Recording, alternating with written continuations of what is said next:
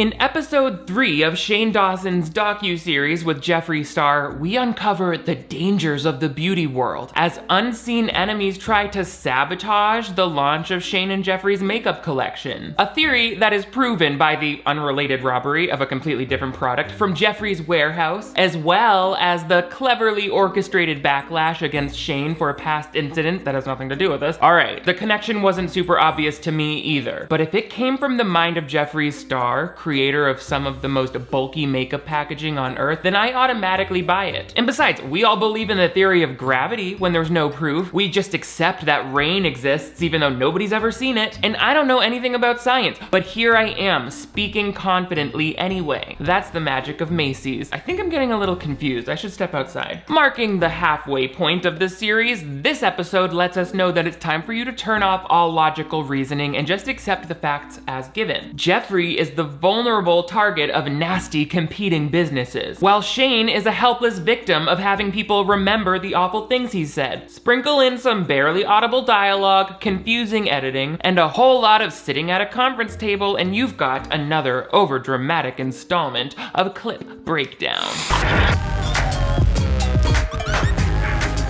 Before we get into this video, I need to get my fragrance story right with the help of today's sponsor, Scentbird. Scentbird is a fragrance subscription service that gives you the opportunity to shop from over 600 brands, skip whenever you need to, and you get to choose the designer fragrance that speaks to you. For example, this month I got Morning After for Confessions of a Rebel, which reminds me of a crush I had in high school. Ooh. Luna Rossa Sport from Prada. So clean, that's gonna be great if I ever go out to dinner instead of just ordering it. As well as Gendarme Grabazzi, which I love because it's teaching me Italian. And with Scentbird, only $16 gets you a very generous rollerball size fragrance sample, as opposed to a smaller fragrance sample you might get at the department store. And with my code, it will only be $11 for the first month, and it's a great way to try out new fragrances before you commit to the full-size bottle. Be sure to use my coupon code and take the fragrance quiz on Scentbird. These amazing summer fragrances are helping to remind me of the season, even when I'm working from in this office, and it brings some of the outdoors in. Thanks so much to Scentbird for sponsoring. Now let's get back to the doc. Hello television viewers, my name is Nick. Thank you so much for joining me once again on my channel for another installment of Clip Breakdown. This is the playlist where we take our favorite movies, TV movies, and other content on the web and we break it into pieces like a customizable makeup palette so that we can look at each individual clip and say, that's got a strong shelf life and that one we should return to vendor. And mama, baby, sweetie, we're 3 parts in to the 6-part Jeffree star Shane Dawson series. Let's catch up with Shane and Jeffree and see what's going on in the world. I have a feeling it's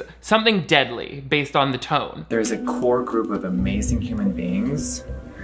Jeffree just looked at his employees like, I paid you a compliment, human. Time to suckle on my index finger. The people who work there are like, no, please, I already have so many crystals in my stomach that I sink when I swim in the ocean. Basically, Jeffree is just setting up that there are insiders in the world of his company, in his orbit, and Shane's as well, that are not happy about this makeup collab. Because as far as I'm concerned, Jeffree and Shane collaborating on this one eyeshadow palette is like Japan when they built a nuclear bomb. I just made that world event up. I don't know who built what bomb. I didn't watch Chernobyl. I got all the chairs I need right under my ass. So many things were unveiled and unraveled to me, and it was scary. So I just feel very empowered and ready to keep filming. There's someone that I'm suspecting of something, and I'll just keep act natural. Don't worry, Shane. He means act natural for you. No one expects you to stop being cheesy and overdramatic this late into adulthood. Well, actually, okay, this episode jumps around like all of them do, but in this one it actually gets even more confusing because it's like 2 chronological events that happen on the same day and they keep jumping back and forth in time and I'm just like, I don't know, maybe linear time is a good thing too. But whatever. Shane, at this time, I guess it was around March 17th of 2019, audio clips resurfaced of Shane telling a very detailed story that I think was meant to be a joke about him having sexual activity with the cat. His cat was involved, like bodily fluids on the cat type of deal. Naturally, Shane responds to this sort of resurfaced clip in the most tactful way he can. He wrote, I didn't f my cat, I didn't f on my cat, I didn't put my anywhere near my cat. I swear to God, those hairballs I coughed up were from licking my own ass. This to me just sounds like another perfectly worded PR apology from a disgraced celebrity. Shane said, in order to distance myself from this disgusting rumor of animal abuse that I started, I'm going to explicitly tweet about every act of disgusting animal abuse that I've been accused of. Baby love, you're just putting words about you molesting a cat even closer to your verified Twitter profile picture. This is the Streisand effect in full bloom. You would expect them to be like, in the past, I've made disgusting jokes in a monologue on my podcast about harming an animal in a way that is not funny and never was, and I really apologize and I'm donating to PETA. That to me feels like you're actually being like mature enough to not just keep saying what you already said and then basically saying I'm gonna take steps to do better by describing like how you wanna help prevent animal abuse. You know, you could have brought up like, I'm obviously an animal lover, this is not what I believe and I'm ashamed for saying it. That's not what the apology really read. It's incredible watching Shane behind the scenes after this apology, like really avoiding the accountability that he said he's taking. Imagine anybody putting anywhere near a cat. Literally not possible. What would happen? I thought about that. And I was like, I don't think it would like even work. It literally wouldn't. I wonder if asking the audience to imagine the logistics of the animal abuse you described is the best solution to clear this all up. I think people are kind of mad at you for making them think about this in the first place, so probably asking them to think about it more closely is not gonna lead us to an agreement. It's like Shane's version of the hair of the dog, only it's the hair of the cat, or in his case, the hair of his arms. That young woman there is Morgan Adams, Ryland, his boyfriend, partner's at this time's sister. For the first 10 minutes, they're really just kind of processing this scandal on Shane's end, and in a way kind of normalizing the fact that he always has scandals. Shane is over party, that would never happen. Oh, it's annual. It's every year. It literally is. Imagine flashing headlines about your child's sex abuse allegations on screen while laughing and dismissively saying, oh, it's annual. Like that kind of editing would be too obvious in a video that's trying to make him look bad. Sometimes I get the feeling that Shane and Andrew are just hyping each other up while they edit these videos. Yeah, add another one of those sounds. Ooh, yeah. Put a screenshot from Twitter in with the background of the Twitter logo. Profesh. And then Shane just uploads it without getting anyone's outside feedback to be like, maybe you don't need to include those headlines while you're talking about this because it kind of gives the wrong message. Because to me, it's just showing that you're a person who's well documented making awful jokes. So in his apology, he basically says, now that I'm making stuff I love, I'm being myself, it feels so much better. I'm sorry for what I said about anything or anyone that was offensive. Without my past, I wouldn't be who I am. This has been the best 2 years of my life. It's because I've been able to drop the act and be myself. Sorry for not doing this here. So that apology was all about basically just like a blanket apology for all of his offensive jokes, including the cat thing. But what I noticed is like a lack of ways mentioned that he plans to make it right. You know, like how are you making it right besides just being your true authentic self now? Because that's actually not the same as apologizing or making right on all of those people or groups that you harmed, right? Like there was no like, I'm starting conversations with these groups of people that I offended. I'm having a discussion over here about blah, blah, blah, about being responsible towards the young audience, about having a young audience and handling it safely. Like I'm educating myself, not basically like, just drop it because I've apologized so many times and I'm not doing it anymore, you know? Anyway,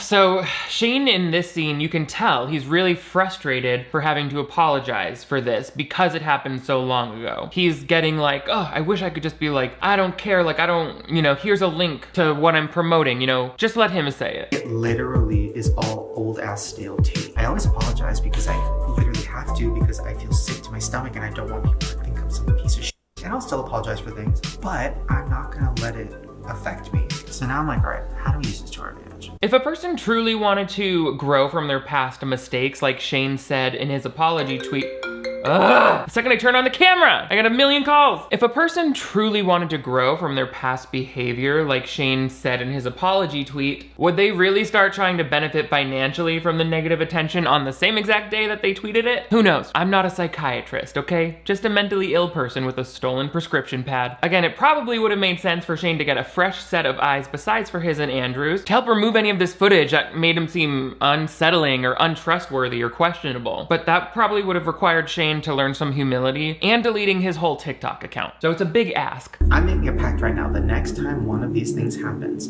I'm literally gonna lean into it and I'm gonna tweet something like, oh, saw I was trending, here's my palette link, bitch, or something like that, and just say That's just like what you said about your cat, right? If Shane Dawson had someone on set available to read him like I just did, he would not have put half of these dumb comments into the final cut. It seems really clear from watching this that Shane surrounds himself with very encouraging personalities, meaning people who say yes and co-sign his ideas a lot. There's not a whole lot of like, I don't know, maybe from the outside people...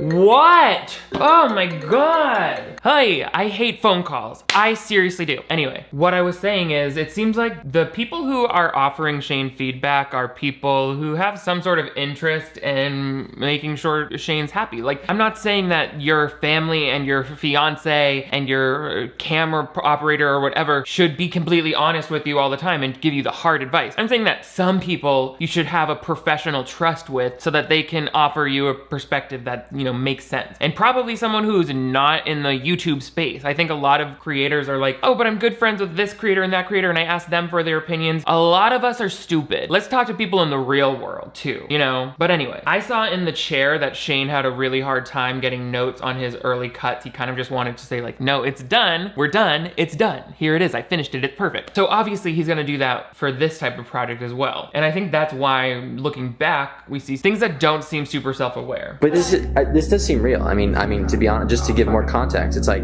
this whole day, you know, like Ryland's family was here and like you had to f***ing deal with this shit and like this whole situation ruined, not just ruined my day, it ruined so many things. Aw, now I feel bad. It was so rude of that clip from your shocking, disturbing monologue to resurface at the same exact time that you were trying to have a nice day crammed into an SUV with a family of 5 people sporting the same haircut. Like, my heart goes out to Shane for being the only person on earth to ever have something work-related interrupt a day off. I can't imagine. Especially when he only makes millions of dollars a year. Oh my god, are you sad? Have you guys noticed how close this leaf is right now? Anyway, maybe if we all pool our tears of sadness together and apologize to Shane, he'll forgive us for not understanding that hilarious joke he made about using his cat as a cum rag. Why did we not get it? Oh, so we're sensitive for not liking that. I also love that he completely conflates it to being like, that's not a true story. It never actually happened. And I'm like, maybe a small fraction of people actually think when they hear that clip that you did it. I mean, granted, I don't blame them because you give so many details and you decide to like keep ratcheting it up so often that one could reasonably believe that it's something you've at least thought through in detail. And I think that's what most people are mad at. Like the fact that you put this podcast out to your then 15-year-olds who ate up everything you did, and even now you're kind of normalizing it by saying like, I was just trying to shock the world, but that's not me for the last 2 years. Look at me doing it by putting out different content now, like where I'm talking about conspiracy videos. To me, that doesn't say like you changed so much, it just says like YouTube trends, you're following YouTube trends. So anyway, as always, we finally get to the part of the whole series that I think is interesting, which is back to the product's conception. Really though, if we could have just kept it focused on this, and even then I know people were mad that he didn't include a lot of the beauty community drama, and I get it, like that would have been a nice variation from just Shane and Jeffree's personal drama. Like focus on the creation of the product and how it relates to the entire beauty world as a whole. I think that's like a nice 2 plots we can follow, as opposed to this one really repetitive one. So here's Shane talking about his inspiration. Originally, I was thinking more like, oh, I want it to be like, you know, simple and almost a little masculine and maybe like brass. When I kind of mentioned it to you the other day, you were just like, I don't think people want like that from you. Shane said, I think it should be like a little masculine, and Jeffree was like, I don't think that's what people think when they look at you. Not that I'm one to talk, but it's just interesting, like Shane is like, oh, I see myself as a bespoke cigar box with gold trim. Those are the first ideas we get when fragile masculinity comes to create a makeup collab. But once Shane starts to get good feedback on his idea of then going towards the spiral that he uses in conspiracy videos, you can tell he really starts to get enthused and he's like excited about presenting his ideas, which I mean, it is kind of infectious to be like, ooh yeah, I can see this coming together. It's fun to have the creative ideas all hit the table. Then I was like, oh, the black and white spiral thing. In all the conspiracy stuff, I do a lot of the black and white spiral. Marketing wise, imagine me and you, big black spiral lighting behind us on the white side, and tinfoil hats, bitch. Hot ass models in tinfoil hats. Not that stock photo of a model with a Hershey kiss photoshopped onto his head. They are really serving us the Shutterstock premium visual artistry on this episode, aren't they? It's a complete side note, but I am just like always surprised with how unprofessional it makes someone sound when they cannot stop swearing. Like, and I'm not someone who hates swearing, but I think swears are funnier the more like strategically they're used. But Shane is sitting here like, and then there's like fucking hot ass models, bitch, like, and yeah, bitch, they always have their lipstick on, bitch, and yeah, bitch. To me, it just kind of starts to feel like a verbal crutch, which if you're gonna have a verbal crutch, maybe bring one in that doesn't make you sound like a sailor. Again, I'm not a prude, but eventually you wanna come off as professional. I remember working in an office for the first time and be like, I can't say damn every time something goes wrong, because it's just like, people will look at you. Maybe I'm brainwashed by that culture, if so it goes. I never wanna step foot in Jeffree Star's house. I mean, I know he sold it, so I won't have to, and I never was invited and never will be, so that's another easy way out.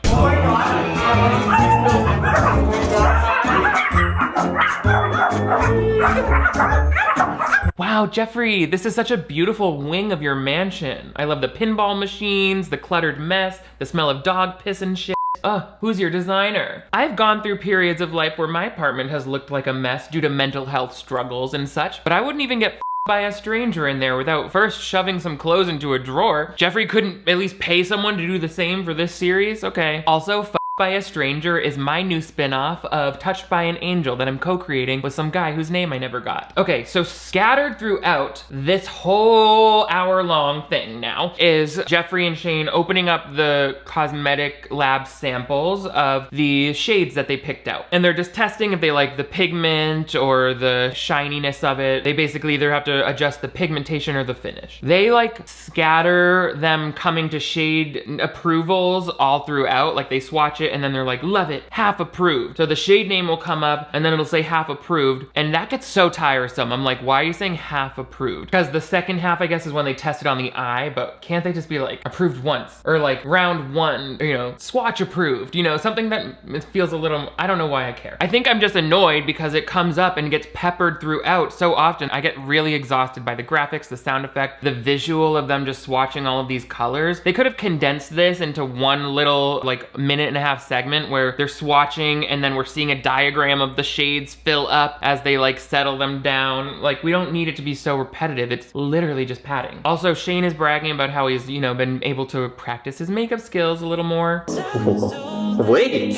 It's good, right? Yeah.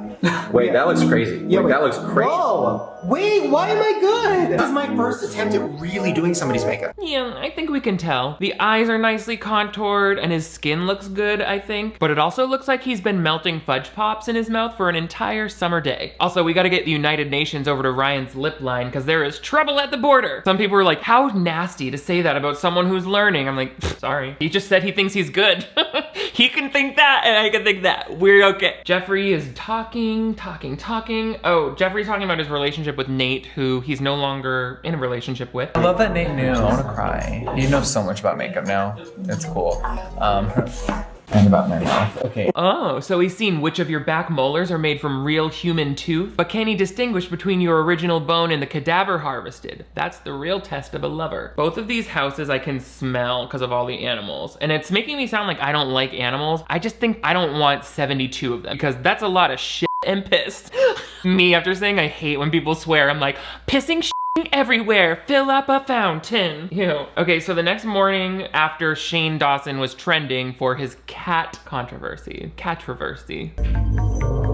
Don't worry, I'm no longer number one. It's Monday motivation. Wait, really? Thank God for Mondays. Mondays, am I right? You're not trending on Twitter anymore, and you're playing the music from Toy Story. I guess the world finally forgives you. Shane said, people aren't talking about it as much this morning. Andrew, cancel that personal growth I promised. I feel like the documentary is trying to force in this resolution to the episode that I don't agree with. Just because it's not trending the next morning, it doesn't mean your mistake went away. Just like switching to a new type of content doesn't mean you're like fixing the past. It's not showing growth, it's just continuing to make money with the platform platform that you gained using your white privilege. Do we see it? Do we see? And that's the other thing, throughout this entire event where Shane was stressed about the cat controversy, it never once occurs to him to show like, and I can't believe how many people I upset. I can't believe people think that I would do that to a cat. Like, I love cats. I would never hurt a cat. These kids who looked up to me think that I'm gross. It never really gets to that. It's all about like, I already apologized for this. I can't believe people think I'm a piece of shit. So that just kind of doesn't really ring true with what he put in his apology, where he's like, I've already been trying to fix things and I'm already better. Now that I can truly be myself. That other thing wasn't me, but now I'm truly being myself, so thank you. I don't know. It's not really a cohesive message about why you're sorry. I almost want to go back in time and tweet,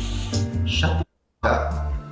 Right? It's so stupid. Or you could go back in time even further and not say that gross thing about your cat that everyone got mad at. Oh, you're not really thinking about that part? You didn't do anything wrong there? Okay, got it. Like, you can just tell he doesn't think he did anything wrong because he doesn't want to take back that action. He just wants to go back and tell people to stop caring about it. Like, he wants to yell at the general public for having an opinion about this thing that he put out and made money off of. Ooh. I used to listen to like a few episodes of Shane's podcast. It was so weird. I did not like it. I had to drive home from Simi Valley every day and I was like, ugh. This is so stupid. We're all literally talking about this when 50 people died 3 days ago, and when the world is almost over, and when everything's f***ed up, and you're talking about me pretending that I came on my cat. But imagine how tired we are. Imagine how tired we are of it. If you're mad about people talking about the cat, I think you started the conversation on your podcast. You recorded it and approved it and uploaded it. If you think it's stupid that people are talking about that joke, imagine how stupid the joke sounded to us when we had to listen to it. You admitted in your tweet that you said all of this stuff for shock value and attention. So then why are you getting mad at the world when they actually give you that shock and attention? You accomplished what you wanted. It just didn't happen at the right time, and it wasn't in a positive way. Because I don't know who told Shane at age 30 2 years ago that it would be somehow endearing to talk about such a disgusting act. And even if you got carried away and recorded that, like, and you thought, oh my God, I'm gonna be so shocking here, then you hear it back, like, hopefully someone's in your camp to be like, it's not that funny and I think people are not gonna like it. Anyway, we don't have time to worry about the cat anymore. The cat's dead. What we have to worry about is Jeffree's thing now. Ugh.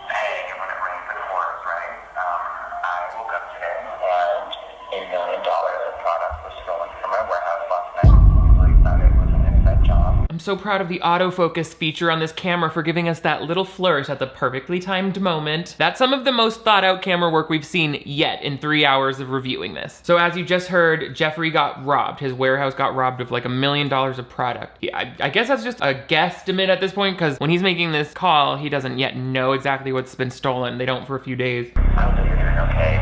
You have to be. You are a king, and I love you so much. You mean the world to me. People just do not want to see us win. And some people just want to steal a bunch of valuables and resell them, and they don't even know who you are as a person. Also, not Jeffree recording the world's longest voice message while comforting Shane like he just survived an attempted murder. When it rains, it pours, right? Yesterday it was just you who was the victim, and now it's me too. It's so scary and dark and disgusting how people are after us like this. But anyway, how are you, my sweet baby boy, angel and lifeblood of my whole soul? I love you like you were my own ass. More swatching of colors, half approving them, and then Jeffree and Shane commiserating over their shared issue. Do you need anything? Can I do things or anything? Do you need, I don't know, what do you need? I need you to speak up so the tiny pinhole microphone on Andrew's camera can pick up your voice. Why are you facing away? What do you think Jeffree's gonna say? I need an assistant so I can solve who committed the greatest cosmetics caper of the century. Meet me at the crime scene post haste, my dear Dawson. It's just like in that book by Sir Arthur Conan Doyle. That was something an English teacher would say. Yeah, I can be an English teacher. Oh no. Okay, so what's happening now? Shane is freaking out about Jeffree's problem. I'm not saying it's not scary to have your business broken into. It sounds like Jeffree really needed to step up his security system anyway, but it's also not crazy, like unheard of, right? Like it was an empty warehouse, so no one was hurt, thankfully. And I'm pretty sure you had insurance on all of that, so you can just like order more product. The police will figure it out. But I kind of also feel like Jeffree doesn't want the police to figure it out. It's a little better for them to to make presumptions that this is all connected to this stupid docuseries to make it all feel a little bit more self-important than it is. It's not a surprise to me. Everything bad happens for us right before something good happens. My organs comforting each other every time I drink a sugar-free Red Bull. My stomach is like, okay, the last time he drank one of these, he also took 2 bites of a McDonald's side salad the next day, so cross your fingers. They're talking about packaging, the presentation. All of that is really good, but it's not even close to what they spend the most time talking about. It's literally an afterthought of like, oh yeah, packaging. Oh, I can't believe we were robbed, and I can't believe it was Cruella de Vil herself. She came into me room at night and took me puppies. Like, what? I mean, we're doing a series with Jeffree. Some shit's gonna go down. Me and Jeffree working together on something like this is gonna piss people off. Don't listen to all the haters, okay? They just feel threatened when they see highly successful people with highly problematic behavior becoming their children's role models. Shane said, well, guess what, parents of America? You're lucky I'm just on the internet. If I could, I would come right into your kid's room at night and take a dump in their toy chest and sell it right back to them as a mystery box for $52. Why am I thinking about home invasion so much today? Try and break in. I've got glass windows. Someone made this for me recently and sent it to my P.O. box. Mwah. This is where Shane and Jeffree start making their own conspiracy theories, putting it in a little mini conspiracy palette of their own about how this probably all came to be. How do you even find out who started a smear campaign? Like, Oh, I have why? like 5 different things that it could be. It could be a company I just settled a lawsuit with that is mad that they had to pay me. It could be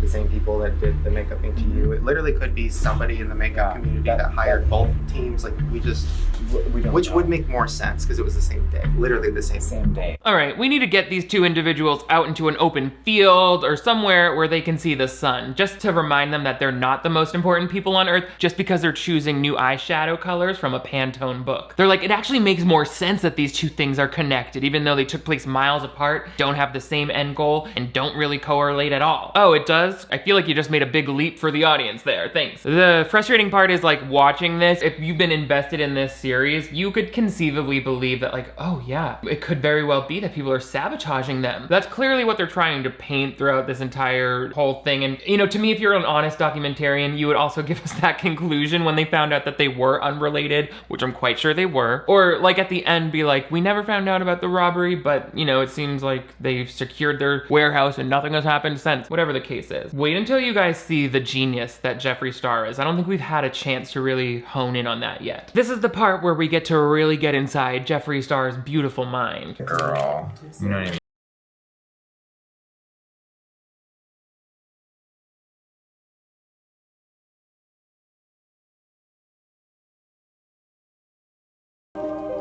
Andrew, are you getting this? Him arranging squares into a rectangle? This could be the whole episode right here. Jeffree Star is the Queen's Gambit of putting colors next to each other in no particular order. I love how you wouldn't even know that what's happening is exciting unless Shane was like, whoa, whoa, whoa, whoa.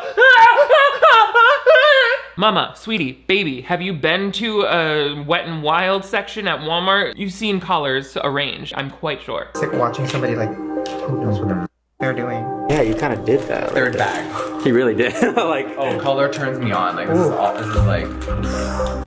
Yeah, I'm just like really into color. I don't know, I see a crayon box and I just like get it. I don't know if that makes me some sort of prodigy or genius or wizard of tones or what have you. Like, I don't know, I'm just me, you know, I'm just me. And I love colors, I love doing what I love, and that's colors. Does he have a shade named False Modesty yet? If not, I would put that on the idea board, J-Star. Jeffree's talking more about his stolen things. And this is where I actually find it to be less exciting. I'm having people sleep inside the building with rifles. Like, where's that plan? You couldn't have paid them just a little bit extra to stay awake with those rifles? Those security guards are like, nobody better be touching any lipsticks in here. What was that voice that security guard just had? Nobody better be touching any lipsticks in here. He moved from New Jersey. Listen to what was stolen. I was confused. It's so sad, and it really just feels personal because they stole Blue Blood and they stole Red Bull. Why? Look at Andrew, Shane, Jeffree. How many? They stole Red Bull? We only have 5 cases out there, and they're all gone. Hi, Red Bull. How are ya? He stole the Red Bull. Is it just me, or are we acting more shocked about the 5 boxes of stolen sugar water than the actual makeup? He's like, I can tell this was personal because they knew I like Red Bull. Well, or maybe they just like Red Bull too, and they weren't immediately struck with how valuable your cheap plastic hand mirrors would be on the black market. They're literally like, they took the Red Bull as well as the palettes. This feels personal. I don't know. Like, it sounds like they came in through the roof and that's where you were keeping the Red Bull in that attic, so they were probably just grabbing stuff on the way out. Anyway. Why am I always aiming the wrong deal? I'm like, oh, the audio, I'm so sorry. No, it's fine. Is it fine, Andrew? I feel like this was the first time anyone's even mentioned the audio to Andrew since they started shooting this, and he's just realizing that's something he should probably think about. He said, oh no, it's fine. Shane and Jeffree approving more colors. It definitely pulls in the inspiration behind a lot of the shade names, which I appreciated because when I looked at the palette, I didn't know what many of these names were referring to. And so in that way, I get why this is such a valuable piece of marketing. I almost wish that Shane and Jeffree would have approached this makeup launch like a more traditional Jeffree Star launch. Like, they could have done like Instagram TV or lives or something where he goes through and talks about why he names each of the shades, rather than having it all confuddled into like the midpoint of this really long and conflated series. Like, or maybe someone from Jeffree Star Cosmetics could have taken that info and extrapolated it out and made marketing materials that kind of educated people who weren't Shane Dawson fans about the product, because I didn't know. I've never done a giveaway before, and I kind of did it as a joke because I accidentally got two of these Anastasia palettes. I was like, leave a comment or whatever. Anastasia could have paid you 200,000 plus to do this giveaway. I could have made you. Yeah, exactly. Oh yeah, especially with you and Rylan attached to it, 300. Anastasia Beverly Hills is like, and now we'll actually pay you that amount of money to delete the post and never mention our brand again, and also don't walk down our aisles if you ever go into a Sephora. This is Shane's reaction there. Like, if you want to convince us that you don't know you have 8 million Instagram followers, then I need you to bring better acting than whatever got you cast in the ensemble of your community theater in high school. This is understudy behavior. Boo! Boo! Sometimes people just overestimate their ability to convincingly fake people out. We'll never know what was in Shane's head. All I can say is that as a consumer or an audience member watching this, these are the impressions that I get. I don't get that he's super authentic, which I think is something someone in his position should want. Also, again, the editing, we're at minute 37 and Jeffree and Shane just kind of explicitly say for the first time, oh, we should take some of the unused shades that don't make the actual palette and make a mini palette as well that goes along with it. Shoppers are very into add-ons, so it's like, oh, I bought the bigger $52 palette, of course I'm gonna add the $16 mini, that's like nothing, and I won't have the complete set. The same thing goes for all the clear lip gloss and the other items in the palette, the merch. It's all meant to just increase that cart value with like really high profit items. But what I don't like is that we already heard like a few scenes ago when Jeffree held up all the makeup in bags, he's like, this is all the makeup from your 2 palettes. And me watching this for the first time, I was like, wait, when did we say we were getting 2 palettes? Like, did we have that revealed? Did I miss it? Let me go back in my notes. Because it's not edited right. No one cared. You're really sweet for $1. 100%. Because they were here for hours. We could have planted something to them listen or anything, you know what I mean? That's hard to handle. That's awful. I hate that that's a real thing. I know, you have to laugh or I'm just gonna keep crying. Yeah, okay, I'll keep laughing. Thank you. I don't know what I'm laughing at anymore, but... Yeah, I actually got that feeling after a while. Thanks, Andrew, for being upfront about that. I felt real disappointment when Andrew said, okay, I'll keep laughing then. Like, no, how is that the solution we came to after Jeffree got robbed? More of Andrew laughing in my ear is the last thing that I need right now. And I'm not judging Andrew for his nervous laughter either. I don't think that's anything to be ashamed of. And he's obviously meant to be a character in this series, which is why they always include it. I get it. And yet, I still think that they could have used the note while editing that since Andrew's voice is the closest audio source to the microphone, it eventually, after many repetitive times, will become more distracting and disruptive. That's where we're at here at hour 3. That's all I'm saying. I get tweets and comments from people who take it really personally when I give Andrew notes on his camera work. I never asked for the young lad to be publicly executed over it. Do you guys remember when that goddamn tea bag had them all worked up? Now we have something else. Both of us saw it. Literally the can, not kidding, wet. It moved toward him. It's like you're gonna be okay. Like my guardian angel, or like my drama ghost. Or like there was like a little bit of like moisture under the can, and now we have to like talk about it for a dozen times throughout the episode. This is Shane after that can slid a 1/4 inch. Did you guys hear that? I'm scared. I don't know what was that, guys, and I didn't do that. I'm scared. Again, we're just really not focusing on the interesting stuff here. It's like if we're eating a sandwich and your documentary is a sandwich, I want a nice piece of bread, a big chunky meaty section, and then a nice finish. I don't need 3 layers of bread in a row with like a smear of mustard in between. I'm hungry. Like right after this goddamn can thing that could have easily been cut, we're going back to finishing some of these shade selections. We look at the mirror for the first time, the design of the mirror. I think that's a good moment. Keep that. Speed through all of these shade selections. Like it shouldn't take 30 minutes, the better part of 30 minutes to name 30 shades or whatever it is. And this next part, I'm almost positive that Shane and Andrew asked Jeffree to repeat the arranging of the colors thing that he did earlier so that Andrew could get it from the behind, the reverse shot of it. Because otherwise, why are we seeing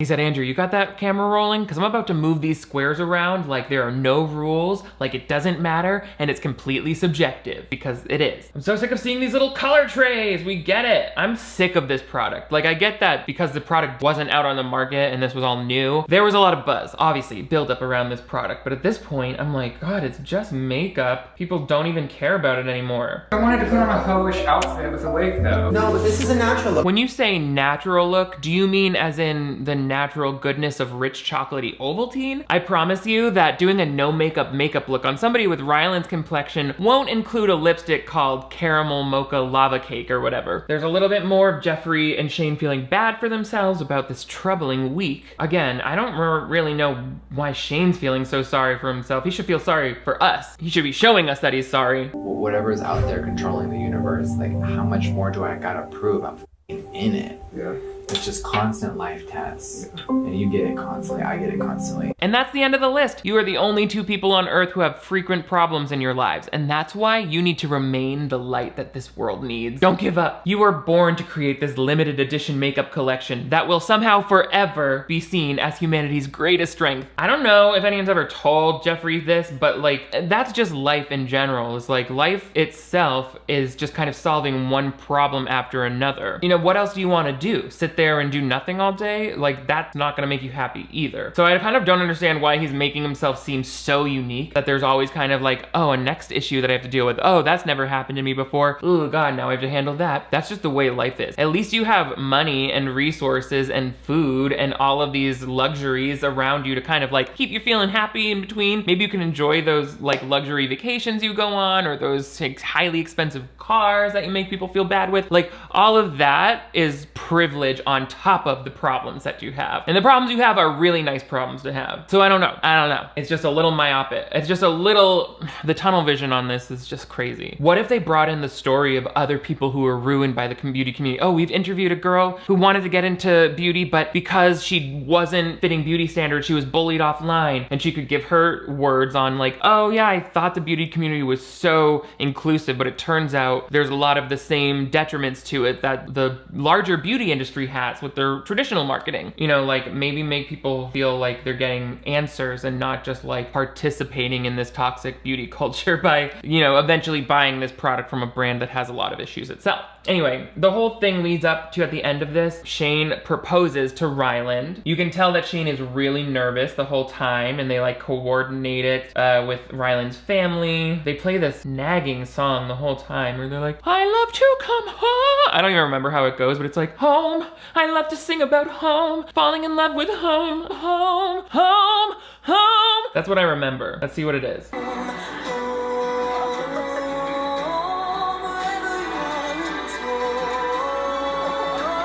My memory was so good. Just someone screaming home a million times. Okay, so yes, congratulations to Ryland and Jeffree for their engagement. That really, I mean, to me, I'm like, okay, yes, that's a nicely woven in personal detail. It gives some texture. That's good. Anyway, here's Shane and Jeffree closing things out with more of their trademark humor. The day before I get engaged, which was already planned, I'm a cat. You know what I mean? Yeah. So for you, which, by the way, we need a cat stamp for the mini controversy palette. Anyways, yeah. Oh, now you're just pulling invisible people into your little comedy skits, huh? I guess that's what you gotta do once people realize that's your shtick and they stop sitting near you. What did you guys think of the dangers of the beauty world? I, for one, am glad to be past the halfway point for this series. It's a lot. There's a lot of repetitive up in here, but it's fun to review it because I don't have to think of a Monday video when I do these. It's like already decided. Also, I'm curious, what do you guys think about Shane Dawson's seemingly planned return to YouTube? It definitely seems like he's posting more on social media and all of that. Like I said, you really can't stop somebody for attempting to have a career in the public eye, regardless of what they've done in the past. Like, that's the American dream. So can't stop him there. I am surprised by how quickly he's being, you know, celebrated again by his, I guess, quieter fans who haven't really been talking much in the last few months when the tide was sort of against him. But I honestly feel like people are starting to feel a little bit more free to fave their problematics again, because David Dobrik, he's back getting 7 million views in a couple days on his vlogs. Like, he didn't just cause like tremendous injury and potentially, allegedly, put minors at risk in the creation of this content. So I don't know, it just goes to show you no one's truly canceled. But anyway, let me know your thoughts in the comments below. Also, give this video a big thumbs up if you want to see even more Shane Dawson content outside of this series. But most importantly, if you're new to my channel, I would love to have you click that subscribe button right over here. That way you never miss new videos from me. I upload 2 new ones every week, so turn on notifications and you'll always be the first to know when I'm coming home. Oh, also, I have merch available and a Patreon where you can access exclusive bonus episodes and virtual watch parties and other benefits. You guys are all the greatest. Thank you for coming home with me. And I did it again. I will see you next time.